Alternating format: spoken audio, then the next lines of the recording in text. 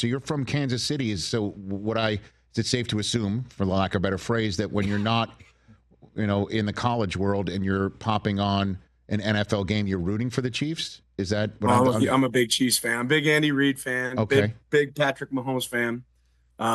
Yeah, absolutely. Okay. Love the Chiefs. So what does it mean then that the person that could be standing in their way is Bo Nix and Troy Franklin, man? Like, what do you think of, not to put you on the spot here, but this is an interesting situation here, Blood's thicker than water, and those guys are blood. And those guys, they've been in our locker room. They've sweated with me. But you know what?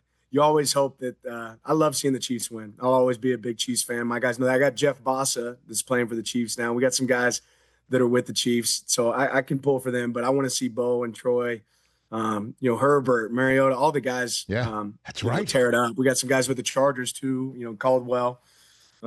So I want to see all of our guys go have success, and I'm always going to be cheering for their success over my personal hopes. And the Chiefs, we've had some Super Bowls, so maybe it's time to share some of those with some other people. I like with some Ducks. Listen, I saw Bo Nix over in London, and I got a chance to meet with him and talk with him and, and get to know him just a slight little bit, as one would just in a few minutes when you're interviewing them or seeing them on the sideline.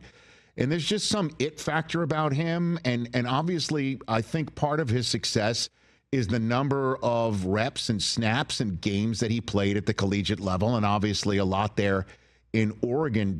And you've got Dante Moore that you're trying to send to the next level right now. What is your philosophy on quarterbacks and how they can get ready for the next level and how long they should get it in the professional level till we can see somebody fully bloom like Bo Nix right now, Coach? I think everybody's different, and Bo is an unbelievable example of somebody that needed an opportunity in a place where somebody could identify their strengths and let them go flourish. And he got better and better every single year here. I think you're seeing it now in his NFL career. I always felt like I had a coach on the field, with Bo, and his intelligence was second to none. And there's some things that he did really well, and he certainly flourished here at Oregon. But quarterbacks have played really well here for us, regardless, whether it's Dylan Gabriel or Dante or Bo. I think this is a great system for quarterbacks to be able to come and play and lean into their strengths. So what it looks like at the next level, that's harder for me to say. I haven't spent any time there.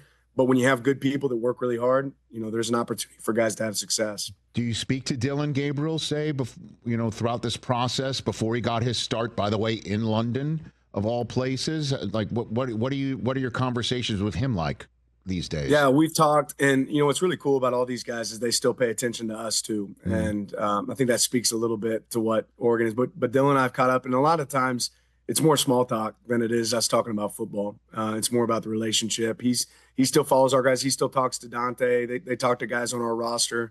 But I'm really thrilled with what these guys are doing at the next level and what kind of people they are, more than just what they're able to accomplish on the field. Please tell me you saw Tez Johnson's soundbite about when he heard Buccaneers fans chanting MVP. He thought it was for him. Unbelievable. Unbelievable. You saw that, yeah, huh? You caught that, huh? It was a nice take back to me remembering moments with Tez. That was so cool. So that's on brand? Is that what you're saying? On brand, for sure. You got a good story about Tez and Bo and obviously their relationship that you saw firsthand, and we all know, how they're part of the same family?